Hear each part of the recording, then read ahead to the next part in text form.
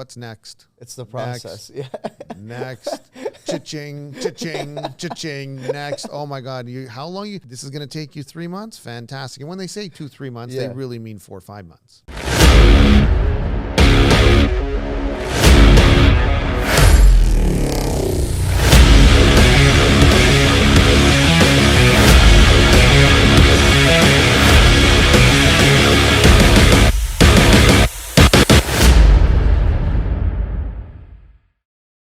Yeah, but my warehouse is costing me something enormous for our staging furniture. It's costing me close to $15,000 just to stage it a month. Wow. To have the warehouse. Oh, I see. To hold the furniture. It's a 10,000 square foot warehouse. Oh, I see. And that doesn't make sense to me now that I own this other property. One of the reasons why I bought that property is that I can then build something like I'm building this warehouse and then put all my furniture and everything into it and save myself $15,000 a month, which is pretty much like the mortgage payment, I guess you could take by the time I take out the load and everything like that. So it made logical sense, but who knew a year and a half later, I'm still working on permits, not knowing whether or not I even can build on this thing. It's brutal. Brutal. What's the process? Like, why so slow? Is it the city? Is it? You have to get all these reports, and each company, each step of the way takes time. Got you. Yeah, it's like one after the other after the other, especially, and we're also on the Oak Ridges Moraine, so it's an EP, which means environmentally protected. So you have to go through all these extra reports, extra steps, and in the Richmond Hill, York region, 50 to 70% of the properties are in EP, and then they have this massive, this massive issues with the water too, right? So there's a major issue now with the water to make sure that you're not contaminating, you're not hurting it. And then the animals have to be taken into consideration. I had to get a report. I have this unique trees on my property. They're called butternut trees. Yeah. You can't take them down. They came in and put a red ribbon, and he goes, this tree comes down, you're going to get dinged with a $10,000 fine. Now, it's not in the area where I want to take it down anyway, so it's not really relevant. But we had to do a full assessment. Right. So they do one assessment, and then they find stuff out, and then they ask you to do another assessment, and then they find stuff out, and then they ask you to do another assessment. And it just seems to keep going and going and going. That's crazy. And they all are in some kind of cahoots, it seems like, because, I just had a final analysis trying to be done, which is called a justification report. Yeah. And they're asking, did you get this report done, this report done? I go, the town's not even asking for that, and you want me to do these reports. Yeah. They said, well, you better find out where the town, but I go back to the town. They're going to ask me for it for sure. Well, if you haven't done it, you might as well do it. And I'm like, well, there goes another 3-4 months, because every report's taking 3 months or something like that. That's insane. Yeah. Well, people think it's so easy. Well, yeah, we'll just flip a house, just buy some land, and this is the red tape the government's talking about. And I know they have their reasons, and I don't want to say it's right or wrong, because I'm not into it. I can feel what it feels like by not doing it, but I'm sure there's reasons that have occurred for this to happen. Absolutely. And since I haven't studied the basis of it, I'm not going to say whether this is proper or not. I mean, definitely for people who believe in maintaining the nature and being one with the earth and making sure we're not disturbing too many animals, which could cause a problem, then this is necessary. Definitely the waterways now, the drinking waters, very important. Absolutely. That we're not disturbing that either or causing any kind of problems with the water flow, which can happen. So there's lots of things that come into play that I'm not complaining about it. Yeah. I'm just, what's next? It's the process. Next. Cha-ching, cha-ching, cha-ching. Next. Oh my God. How long this is going to take you 3 months? Fantastic. And when they say 2-3 months, they really mean 4 or 5 months. Really? That's what it seems like, if you're lucky. Yeah. It's just the process. And then it depends on weather too. Like, if obviously you can't do a natural heritage report. Right. Which is what I had to do, and that's a 3-4 month thing in the wintertime. Then the natural heritage report says, oh, you have to get an archaeology report because there's a water river here, and there used to be 500 years ago an Indian reserve that was over there. Like, some Indians used to live here. Because of that. And we have to check to see if there was any bones ever found within the vicinity, even though it was on the other side of the street. No way. So I had to pay $2,000 for someone to come in and give me a report saying, no, there's no finding of any bones on your side of the streets. Like, literally fossils. Yeah. That's insane. Yeah. Wow. So these are the processes that they put you. Some of them seem a little bit unnecessary. Yeah. But I don't want to again say it because I don't know. Fair I haven't enough. studied it to that extent of why we need archaeological reports. Something had to have happened. Yeah, for them to put this into place. Something there from before, and now, obviously it makes sense. I mean, if there was a grave there, obviously you don't want to be building on a grave either, right? So for sure. Something to consider, I guess. Yeah. Wow, that's crazy. The so something like that. So I guess even now, but what you're saying about Barrie, how the prices we're almost at detached home is you can't even get for $1 million. Yeah. So even Barrie's going up slowly. So everything starts in the core and then it pushes its way out. So, and we saw back in January, and that's why I predicted that we need to move fast. Yeah. Because back in January or February, we saw the GTA housing price in 1 month jumped by $280,000 on the detached home in the core, the 4016 area. That's how they. Insane. Yeah. So we know it's coming. Yeah. It's not hard. Usually it's not hard to see, but people don't know what to look for. And if you don't know what to look for, and you're not sure, and you haven't been around for 20 years like I have, looking at stats constantly every month, right? Then you don't know, what does that mean? Right. Like, what does it mean downtown's gone up? Well, luckily, York Region hasn't gone up, or the northern areas haven't gone up. Right. But it's going to happen. Right. Because once it becomes priced out of the Toronto area, guess where everyone goes?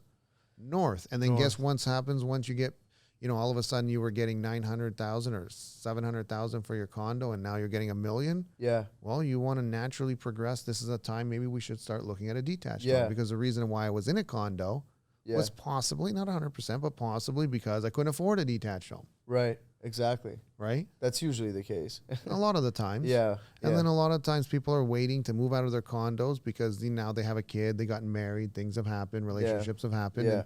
And now they are saying, okay, you know what? The price of our condo, we have enough equity in our condo. Yeah. We bought it for $300. It's now worth $600-700. Yeah. We can go buy a detached house. Let's go see. But we're not going to obviously buy one downtown because the prices are through the roof. Exactly. We have to go north. So everyone's always shifting north. Yeah. So you think Barrie has the potential? Sure. Fair enough. It's real estate, isn't it?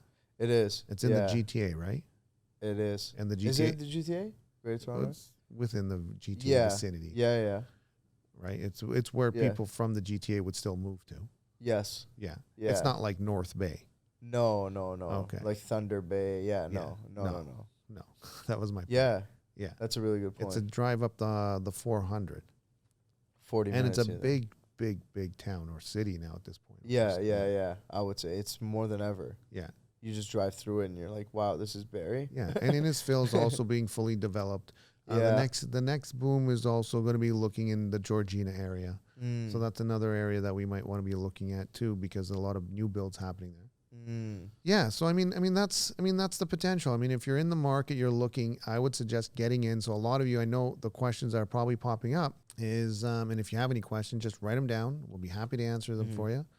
We're gonna do a live poll for sure at one point. Yeah, I mean, at any point in time, go ahead, write your questions down. We'll read them and we'll tack them on to the next episode. Right? We'll just do some Q&As at the end of each episode. We'll just add them on. So a lot of people are probably wondering, should I still buy? And the answer is, if you have the down payment or you've partnered up with someone and you can now buy, don't wait. Buy now. There's too much money in the system, as we know, which is what's causing the inflation. But they got the inflation under control because they don't want that money just going out into random. They want the actual money to go back into a secure system that they've put into place since 1992 to keep inflation at 2%. So that money always trickles back into real estate. Yeah. And so we're anticipating the real estate market to continue to drive upwards. You see the signs. I don't know if you drive by it, but all these banks, 5% GIC open and all this and that, and that's obviously tempting. And when I went to to talk to the my financial advisor, he said we've never seen so many people come in for our GICs at 5% because they're not getting the houses they want. They just keep getting kicked out of multiple offers. But they're open.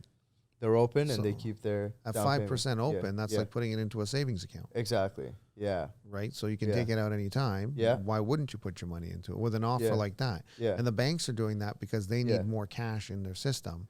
Don't they have it? The banks can only lend based on a leverage basis. Oh, so I see. if you have $1 million, you can lend probably in Canada 8 million. I'm not sure what it is, what the exact exchange rate. I have to look that up. Gotcha. But you can lend a certain amount of ratio, depending on whatever the Bank of Canada has set.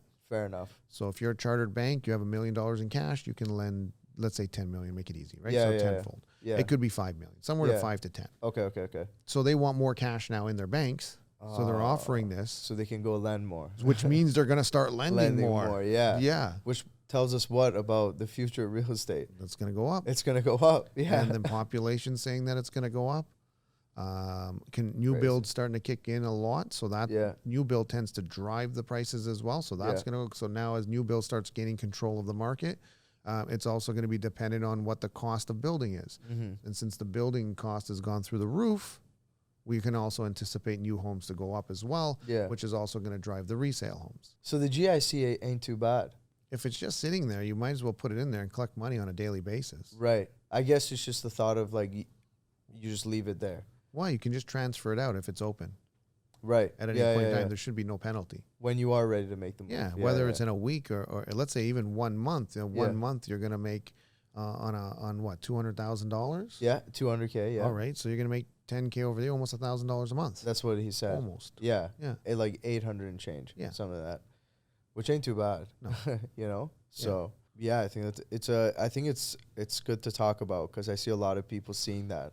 Yeah, you just don't want to get stuck in that. The year-long ones. Well, you don't want to get stuck where you're starting to feel comfortable getting that income, and now it's a crutch. Oh, I see. Because it's income where you're considering, should I take my money out? Should I just leave it in there? Exactly. I've seen some of the team members fall into that trap. Really?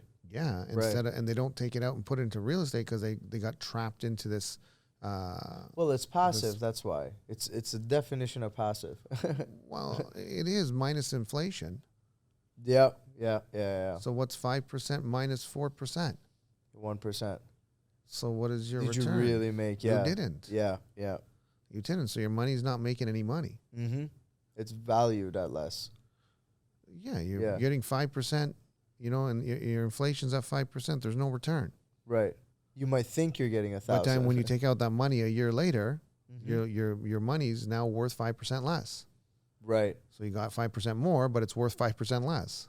So it's the exact same. Yeah. So what's the point? That's a really good way to put it. Yeah. So you can't do it that way. If you put it into real estate, now you're leveraged. With inflation. Yeah. Right. So you're not inflation, you're leveraged because the bank is going to lend you, if you're putting, what are you putting, 10% down? Yeah. So they're going to lend you 90%. You're leveraged tenfold. Right. Exactly what Makes we talked sense? about. Yeah. So now you put your $200,000 down. Yeah. And it goes up the same thing, 5%. Yeah. Right. But $1 million went up 5%. Not 200. Not 200. Do you see? And that's $50,000 return. So now you got $50,000 return when you put in 200.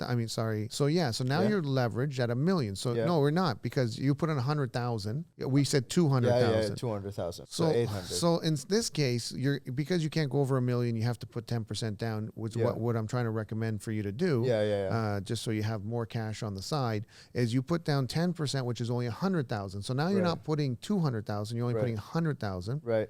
That 100,000 is going to generate $50,000 return. Right. Minus 5% because of inflation, so it offsets some of the value on your money. And so now, instead of just making even money, which would have been close to $10,000, you're making $50,000 off the same amount, out of half the money. Right. And you didn't even put 20%. Now you have some cash reserve on the side. You have $100,000. You put 10% down, and the market goes up 5%. Yeah, you made $50,000 on the value increase. So your net worth equity increased by $50,000. Right. On $100,000 investment, that's a $50,000 return. Yeah. Plus whatever you paid down the mortgage in the first year. Right. Which is probably minimal. It's mostly interest. It's minimal, but it'll probably offset the inflation. Fair enough. Oh, yeah. That'll do. And that's if it only increases by 5%. My prediction is going to increase well into the double digits from this year to next year.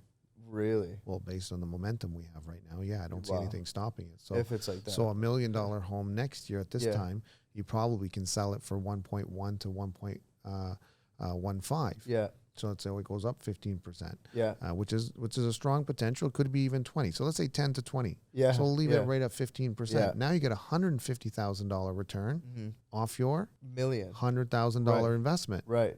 So your $100,000 investment in your GIC, which all of a sudden seems comfortable because it's sitting there giving you $1,000 a month. Yeah. Or $800, let's say $10,000 a year. Right. You could have put that same $100,000 into real estate. It goes up 15%, and now you're getting $150,000 back. What's your return? It's 150%. Yeah. It's 150%, It's and more whatever than you pay itself. down on the mortgage covers the difference in inflation. Right. Because, like you said, it's minimal, but Yeah. it's still going to cover the difference in inflation because A it's little going to bit be of- like $10,000 Out of the principal. in a year. Yeah. Yeah. With the interest rates as high as they are right now. Yeah. Principal's not being paid down. No. It's like the absolute. Yeah. So Like, the prices are going up. Yeah, exactly. And that's where you make it. And so Yeah. people get comfortable because they don't know, and this is a guarantee. And it's like that choice between 9 to 5, staying at your waiter job, Yeah. or, Boxing. or, well, I wouldn't suggest boxing or getting into real estate or a self-employed business where your efforts and your time value can be justified. Yeah. It's interesting when you put it like that. The 150,000 of it's on the full 1 million, not on just your 10%. Yeah. Right? Yeah, it's leverage. That's crazy. Yeah. The bank leverages it, and the bank leverages it at such a high ratio because A, they're insured. Yeah. And B, it's the highest return, lowest risk investment in the world. Safest investment you can ever make in the world. Yeah. Now, some people have gone through some serious downturns like the 89 crash, and in the States, more specifically in the States than Canada, the 2008, 2009 correction. Right. Some people would beg to differ, which is fine if you had that experience. But I went through it as well. Oh, you did? And I didn't lose my house. And I lost a lot of my income. I was in real estate, so I had no income. Yeah. Right. So I mean, I went out of my way to rent out rooms and rent out the basement and do what I needed to do to make some extra income to hold on to my house because I was not letting go of my house no matter what. And blessed in Canada that the market rebounded as quickly as it did because we have a variable rate that's quickly adjusted and quickly sparks the market. So not like in the States, the variable changing the rate doesn't have as quick effect in the States as it has here. Why is that? Because it's fixed? Most people are on a fixed rate. Gotcha. Yeah, there's no real variable rate like Canadian rate. Where once you change it, it drops like the next monthly payment that the Canadians were seeing. Yeah. It dropped. So, I talked to my buddy, I go, how much your mortgage dropped? He goes, by $1,000 a month. Holy. I go, wow. So that's some free spending money Yeah. that people start spending, which drives the economy. Wow. That's instant in Canada. Right. Or if you're on a fixed rate, you have to wait till those people renews, their mortgage drops, then they renew. Now they have the lower rate, and then that slowly drives. But that could be, 6 months. It could be a year. They calculate how many people will be renewing because they have all those stats. Right. And that will tell them exactly, how effective a rate drop would be. And that's why it's so much slower in the States. Right. Yeah. Because the terms it's not on variable. Because 30% of the people here are on variable. Here? Yeah. In Ontario or? No, across Canada. Wow. Yeah. So they feel that when it goes up, it goes down. Yeah, when it goes up, everyone's feeling it. Yeah. So it's much, the effect is much faster. I mean, the States should consider getting into this. Do you think it'll go down? Marketing. How high it is right now? Well, like I said, as long as inflation comes under 2%, they have no choice. Yeah. The interest rates are not controlled by them; they're controlled by inflation. The inflation is what regulates your interest rate. The Bank of Canada's decision whether or not to increase or decrease the interest rate is based on inflation. Yeah. So it was great that they jacked up the rates so high so fast. Yeah. Because otherwise we could be still living in a nightmare of increasing rates. Exactly. Because inflation wouldn't have been under control. Exactly. So Canada moved first. They went hard, and they were the first ones to stop raising rates in January, which is why we're seeing a recovery when other people are not. Yeah. So they did a great job. I'll give them applause for that. Even though some people don't like it, they're not enjoying it. Yeah. It could have been way worse, and that's what most people just can't see. They can only see what they see, what is real, what happened. Yeah. They can't see what could have happened. Just like their mortgage went just up a like in couple this grand. fight, Yeah. you couldn't see Yeah. what the worst case scenario for. And No. when I painted that picture, You did. a broken nose, missing tooth, you know, this is going to be your legacy for the next thing. Who is this guy? You didn't even know, but you were so focused on the money or the payday, The current payday. You didn't look into the future of what was, and you were thinking, well, I have a chance to win. I'm not going to get that hurt. I'm going to defend myself. Exactly. And you didn't think of the worst case scenario. And that's what people don't see. So they don't realize that we avoided the worst case scenario, which would have been skyrocketing inflation and interest rates heading towards 10%, which would have led to a depression, long-term 10-year depression. Happened? Yeah, it would have been and that's where people just don't get it. They don't see it. I see it, but How they don't get it. They been. just feel the instant pain. They don't see how bad the pain can be if they didn't do this. And that's, you know, that just takes, I mean, I've been through a lot, so I guess I've seen how bad things can really get in life. Yeah. Like you think this could have been there? We could have gone there? Well, a wrong move by the government, not moving fast enough, not increasing the interest rates as strong as they needed to. Right. We could still be in a phase where we would be, jacking interest rates every announcement, 0.5%, 1%. And there was a potential, where, some people were asking, how much is this going to go? Could this go to 10%? Yeah. And if they didn't get inflation under control, the bank has no option but to continue to raise interest rates like they did back in the 80s and back in the 80s where it went to, 18%. Oh my God. Now, what would we do then? What did I think we were shy of 10. Is that what it was this time? No.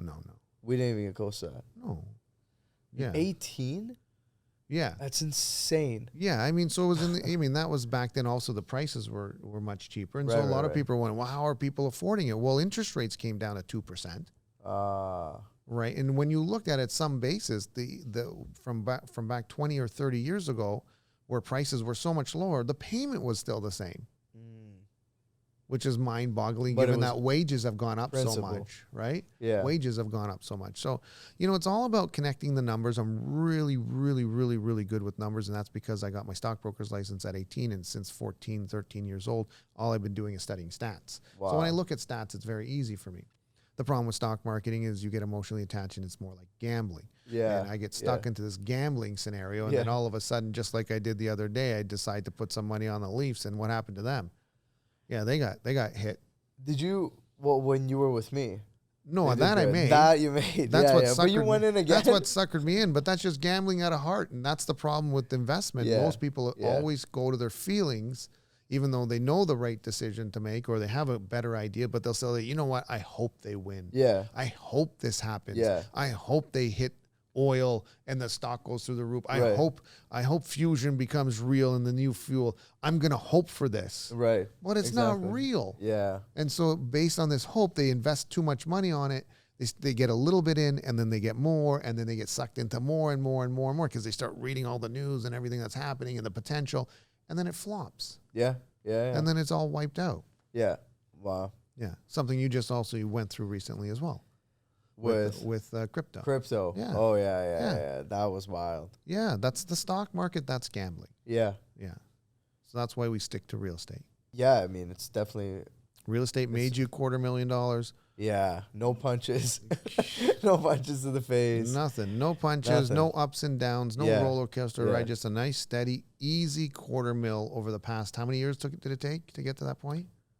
2.5. 2.5 years. Yeah. Savings. Yeah. After taxes. Yeah. No taxes. Yeah, that's insane. Yeah. It's crazy. So you would have to earn approximately $300,000 a year. Right. To have 200 per year over 2 years. 2.5 So years. $600,000 to earn $250,000 of cash. Savings. Yeah.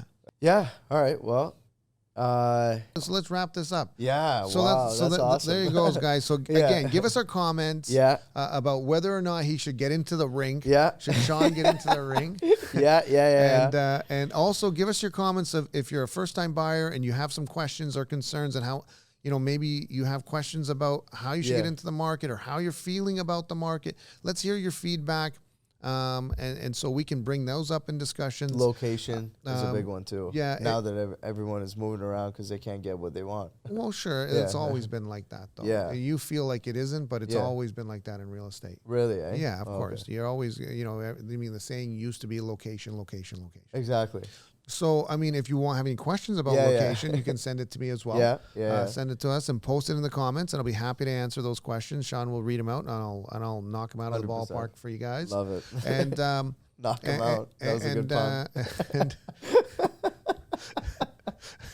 But at least this way he knows he's not getting hurt. Yeah. There's no physical pain on this knockout. No, nothing. Right? No signing bonus either, but... well, if you want to work with Shawn, you can always give him a call as well. Yeah, absolutely. And touch base. He's always available. Touch base on his Instagram. Follow us. Subscribe. Make sure you're getting our alerts because we got a lot of stuff coming out that's going to help you make the right decision when it comes to buying or selling real estate, investing in real estate, and when not to buy and when to buy. So right now we are full blown. Go ahead, get into the market as quickly as possible. Buy that property, upsize your property right now because the market is on a full blown seller's market. Yeah. If you are looking to cash out, this is a great time because your house is going to be sold in 10 days. We'll be setting record prices. That's what we're doing. We just did it again. We have 3 offer presentations coming out this Monday. So definitely get your house onto the market, get it sold while you can. We do anticipate, a plateauing. I would guess so we're on our way up and it's going to plateau. That plateau is going to happen in the second half of the year as headlines from the States start saying recession, recession, recession. As I told you guys before, this is not a real recession. This is like putting on the brakes because I'm way past the speed limit. Right. And there's a cop car radar coming up, which is the inflation saying, hey, we have to slow things down. And you got to get into the speed limit range at least. And that's what this recession is all about, getting us into that speed limit range where we're still doing 100, but we were doing 130, 140, in some cases 100. We were probably doing 150, and now we're down to 130, 120. We need to get to 100, and that's going to show back-to-back quarters of slower growth, which means we're going to be announcing a recession. But the economy is still working at 100%. So we have no risk there. No one's risking losing their jobs or anything like that. So, and with the real estate market rebounding full blast ahead, obviously this is going to shortly after next year start pushing the economy again back through the roof. And I always like to end off with just in time for the U.S. elections. All right. Well, Shawn, I love it. Shawn, I love it. That's awesome. It was another great podcast. Yeah. I look forward to the next one. And see you guys soon. Thanks 100%. A lot. Have a great day. Thanks for tuning in.